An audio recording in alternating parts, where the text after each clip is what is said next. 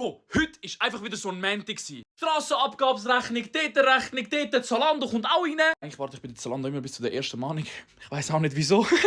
Ganz ehrlich, wie schnell zahlt ihr eure Rechnung? Also ganz ehrlich, alles andere ich zahle sofort, aber Zalando, keine Ahnung. Ich habe heute am Morgen fetten Termin verpennt. Mails irgendwie 400 in meinem Postfach, davon 300 Spam. Alles mögliche, wirklich, heute war einfach ein Montag. Montag muss einfach eingeführt werden als offizielle Wochenende. Wirklich, scheiße, fang mit Dienstag an, egal. Aber doch nicht mit Montag. Der Pöstler hat das Paket daheim vergessen, keine Ahnung. Respektive ich erwarte das Paket die ganze Zeit, es kommt nicht. Ich bin hin und her am Schreiben mit der Post. Dann steht im Briefkasten irgendwie so ein Zettel, abholen bis morgen, eingeschriebener Brief. Mika, bring ihn doch einfach morgen wieder bitte. Ich bin heute nicht da gewesen.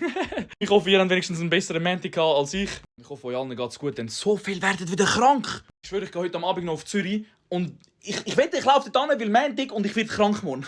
Das wär's einfach nur, ich sage ehrlich. Ganz schönen Abend, ihr habt es euch verdient. Genießt es.